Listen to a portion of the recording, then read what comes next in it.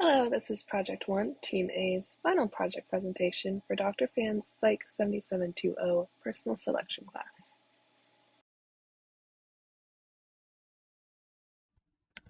We would like to begin our presentation today with a brief introduction regarding the history of and context surrounding the development of the cognitive ability test as we know it today.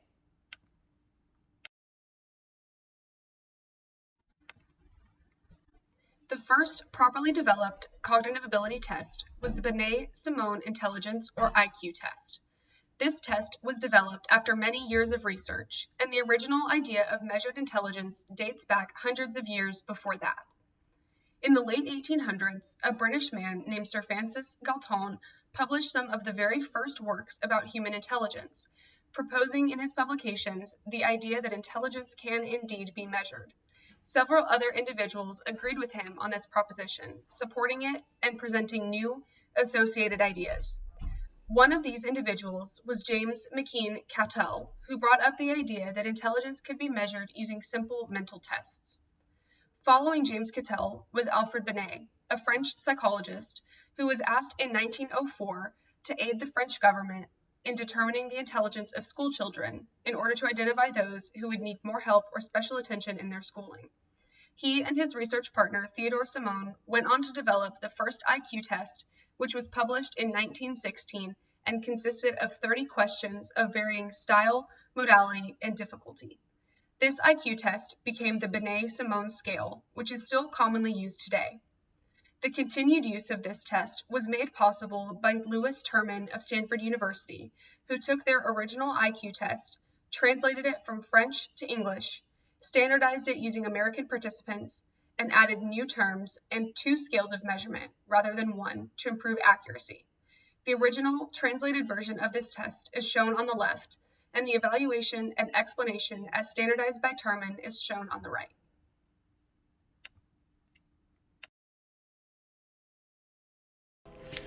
One of the most well-known widespread examples of a cognitive ability measure was the Army Alpha and Beta tests at the onset of World War I. The American government needed a faster, more efficient, more accurate way of screening millions of recruits. In 1917, a man named Robert Yerkes, pictured here, developed the Alpha test, a written ability test, and the Beta test, a picture-based test for those who were illiterate. These tests helped determine which men were best suited for specific positions or leadership roles within the war, and was administered to over 2 million soldiers. These tests were used outside of wartime as well, being administered to immigrants seeking the freedoms America had to offer. This, however, only demonstrated the lack of generalizability within the Alpha and Beta test and ended up being quite harmful, as the testing of these immigrants led to harmful, inaccurate stereotypes of entire populations, which were then deemed, quote, genetically inferior by the U.S. government. One more example of an early cognitive ability test is the clock drawing test, or the CDT for short. Though lesser known than the alpha and beta tests, the CDT is a great example. The exact origins of the test are unknown, but it is thought to have been first used by British neurologist and psychiatrist Sir Henry Head in 1915. It appears to be an abstract form cognitive ability test and was specifically used for clinical diagnosis of apraxia, cognitive disability, or deterioration in a clinical setting rather than overall IQ or ability. Essentially, participants are given a pre-drawn circle or asked to draw one and are told to draw a clock that reads as 10 minutes past 11. The CDT is still used today in diagnosis of dementia and is considered to be a valuable indicator of cognitive decline or disability. The image here depicts 18 examples of clocks drawn by individuals with varying levels of cognitive ability. Score 0 indicates high levels of disability or progressed dementia, while score 5 indicates healthy ability. There are many purposes of contemporary cognitive ability tests, which can be generalized by saying that these tests are strong, consistent predictors of performance in school or work settings. These tests measure acquired knowledge and skill and have consistent relationships with multiple facets of success in life, assessing areas of reasoning, verbal and quantitative skills, or discipline-specific knowledge, as well as an individual's ability to plan, solve problems, think abstractly, learn and adapt, and process and comprehend complex ideas and information. This project has been very enlightening and interesting for each of us. It has been a challenging semester, but it certainly has been a fun and thought-provoking process. Regardless, let's get into some of the specifics for this presentation. We will discuss 3 main topics today, starting with a comprehensive account of project activities, then moving into discussing the lessons we've learned, and ending with things you would change or do differently next time. With this, let's begin by discussing a comprehensive account of our project activities. Overall, there were several more minor tasks and activities performed by our team, some of which were actual assignments and others that were communication-based needs within the group. The team discussed daily via GroupMe regarding due dates, meeting dates, general questions, concerns, or ideas, and stayed in consistent communication about our schedules. Our team met every Wednesday evening, expectations only being when an individual assignment was next up or if we felt we were in a good place with our group work. We completed a total of 15 milestone assignments, 4 of which were monthly summary reports, 3 that were individually submitted analyses, and 1 that was a simple team analysis of business journal articles. We will now move into discussion about the remaining 7 milestone assignments, which were major team-based milestone assignments that required intense discussion and careful collaboration within our group. To begin this discussion are milestones 4 and 7. These were submissions of our numerical and abstract reasoning item drafts respectively. Milestone 4, though not officially our first team assignment, was the first major team assignment for our group. It was due on September 29th, and we met twice in September to discuss our items. At our first meeting, we divided the 15 numerical reasoning items that we needed to develop into 2s or 3s and developed them individually with the understanding that they would be added to a shared Google Doc and ready to discuss at our next meeting in order to give us ample time to edit as necessary. We mainly used Google Docs and Microsoft Word for the numerical reasoning items, with a bit of help from Google Sheets or Microsoft Excel in creating figures and graphs for our different scenarios. Similarly, for milestone 7, we met twice in the month of October prior to the October 27th deadline and divided the 20 abstract reasoning items into groups of 3 or 4. We developed them individually as well, applying the same understanding here as in milestone 4, resulting in our abstract reasoning items being added to the shared Google document before our second meeting. At this second meeting, we identified any questions that needed attention, discussed how to edit them, and each completed the required adjustments on our own questions. Though all of the items were compiled into a single document through Google Docs, our team utilized a variety of programs during the development of the abstract reasoning questions, such as Google Docs, Adobe Illustrator, Microsoft Excel, Google Sheets, and PowerPoint.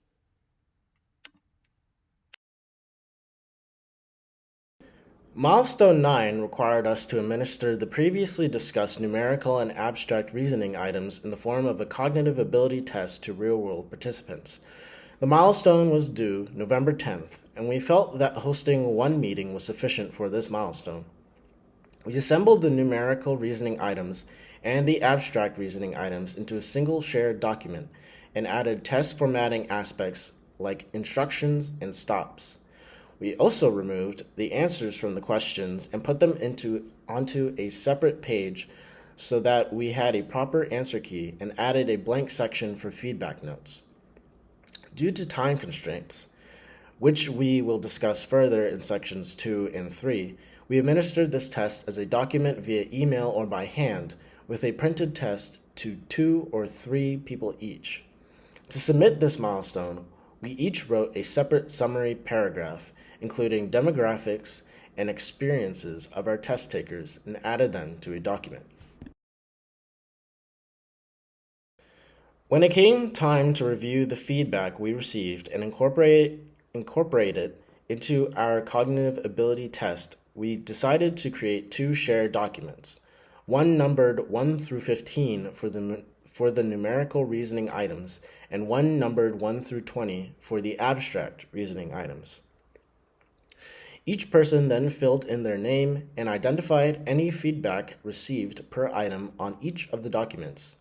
Once this process had been completed by everyone, each person reviewed the numbers that corresponded to their developed questions. We discussed via GroupMe with any questions about what had been written, met on November 13th for further planning and clarification, and edited our own questions accordingly. Finally, our updated questions were formatted and added to our final draft document for our cognitive ability test.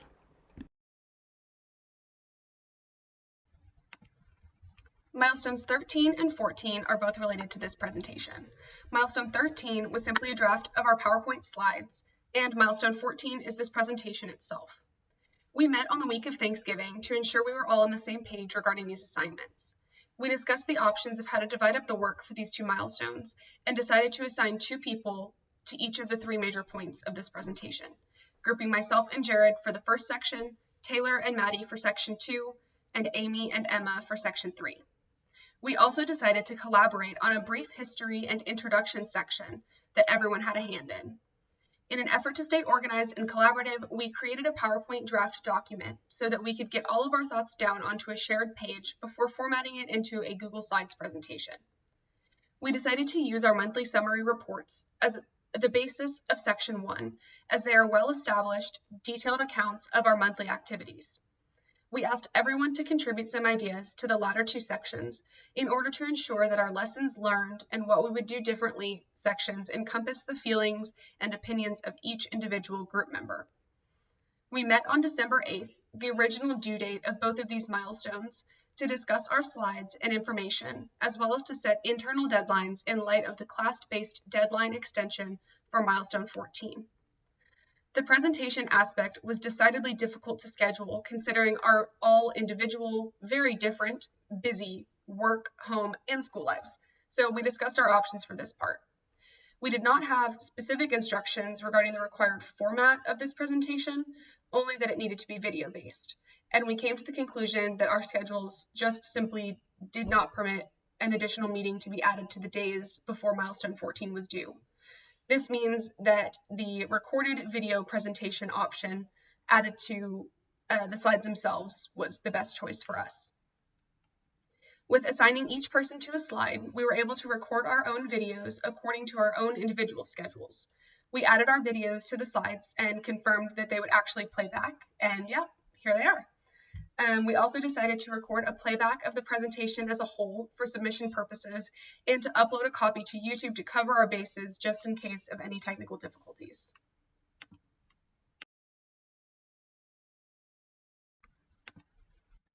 This brings us to the final assignment of this semester.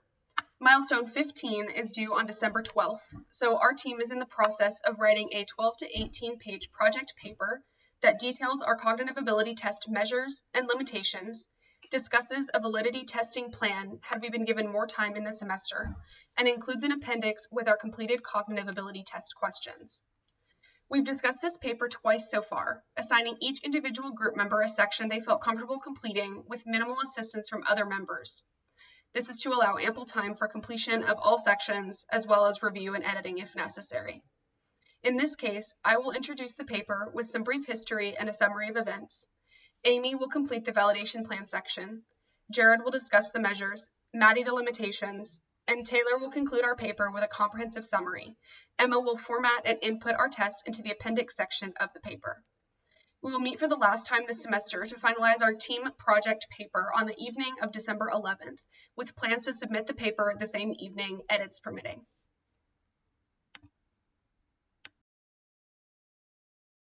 Next, we will discuss what we have learned. Lesson 1, Communication is key. Our team for the duration of this course consisted of 6 people. Those are 6 individuals with different ideas, skills, and working styles that all contributed to our joint progress and success. The team's initial establishment at the semester start was marked by personal introductions, exchanging of schedules, and first impressions of the Cognitive Ability Test project. New beginnings can be awkward, but our rapport improved greatly in time. The GroupMe app served as our main base of communication and saw a constant flow of discussion. We also held weekly meetings via Microsoft Teams. This allowed us to have direct conversations regarding more significant project functions, including but not limited to hammering out a game plan, assigning individual roles, or discussing personal deadlines. During off weeks, these meetings served as simple progress checks. Even when separating the project into individual tasks, we often worked in pairs. This technique not only lightened the workload for one person, but also helped us form closer relationships one-on-one. Before submission, we always made the effort to combine our results in a way that was cohesively reflective of the team overall. There were certainly situations where team members had conflicting understandings of a topic or when everyone was at a loss for direction. It was in these rare times of difficulty that we took the initiative to contact Dr. Fan for additional insight regarding project-specific concerns. Effective and open communication throughout the term is what truly enhanced our motivation and strategy moving forward. Lesson 2: Time Management and Internal Deadlines. As we became more familiar with the course schedule and each other's, we realized the advantage in having our work completed significantly before the deadline. Producing a final draft 1 to 2 days early gave us ample time to reevaluate our work and make light revisions as needed. Immediately following one assignment submission, we began formulating a plan for the next one. As previously mentioned, our weekly meetings acted as progress checkpoints to ensure that we were working at an efficient pace. Team goals were discussed during this time as well. Individual roles were regularly assigned in order to give members the chance to develop and work in accordance to their own personal deadlines. In addition, we appreciated having the option to request Dr. Fan for an assignment extension when we felt it necessary. However, this was only considered after exhausting all of our own efforts. Forming these good habits and being knowledgeable of our options facilitated our ability to maintain a balanced work schedule throughout the course of this project. Throughout the term, we received very limited instruction and feedback for our course project and other various submission assignments. This independence forced us to function beyond the role of a student and develop our own goals for the team. Since we knew we couldn't take any chances with low-quality work, we strived for results we all could be confident in. Working to become educated through the lens of the educator made us more self-sufficient as a group, even in times of confusion. Another thing our environment fostered was our ability to act as guides to one another. There were many times when we had to put our heads together and come to a solution, or troubleshoot to find the best course of action. We found on several occasions that if one person had a question, someone usually had the answer. Situations like these is what helped us to become comfortable on relying on each other. Every person played to their unique strengths and utilized their own personal knowledge and unique perspectives. The final section before our conclusion outlines things we would change if we were to do this project again. In this section, we will go over choosing a specific profession, test delivery, and participant selection. Our first change would be to pick a specific profession. We believe that choosing a specific job position better aligns with the purpose of questions and allows them to have the opportunity to be more specifically validated. While developing our numerical and abstract reasoning test questions, we focused on overall generic cognitive ability with relevance across various jobs. By doing this, we were not required to factor in job complexity or considerations.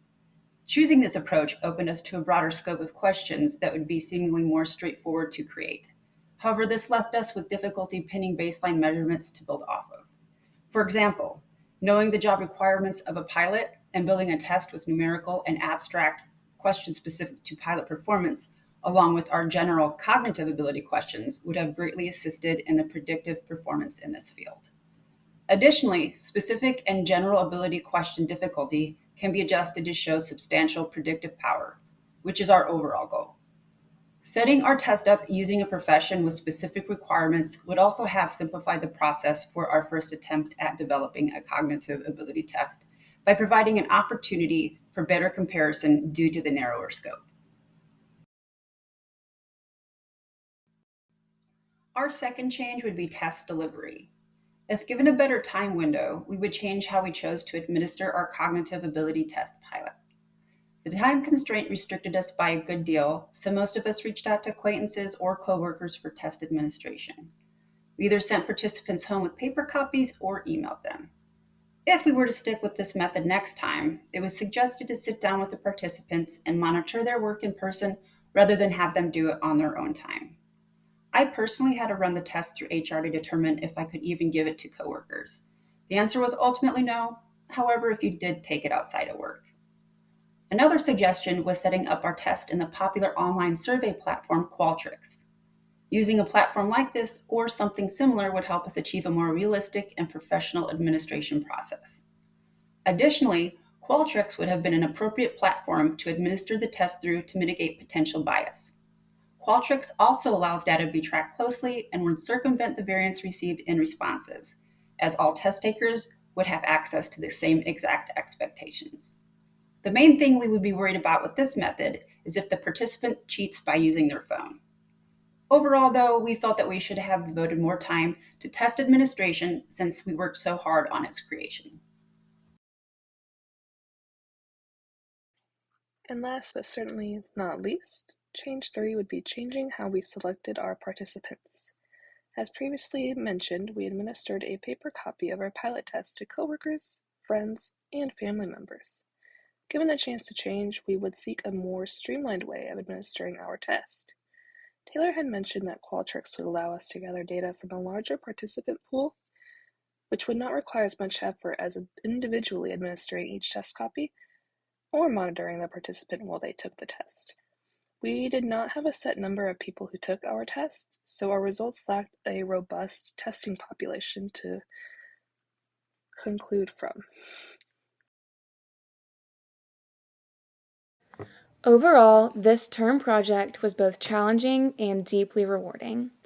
From conducting preliminary research to creating and administering our own test, we will leave this class with more experience and confidence than when we began. We often expressed to one another how thankful we were to have such a hard-working and unified team to navigate the term with. We would also like to extend our sincere appreciation to Dr. Fan for fostering our growth and advanced knowledge in the IO psychology field. This concludes Project 1 Team A's final project presentation. References are shown in the following slides organized by section. Once again, thank you.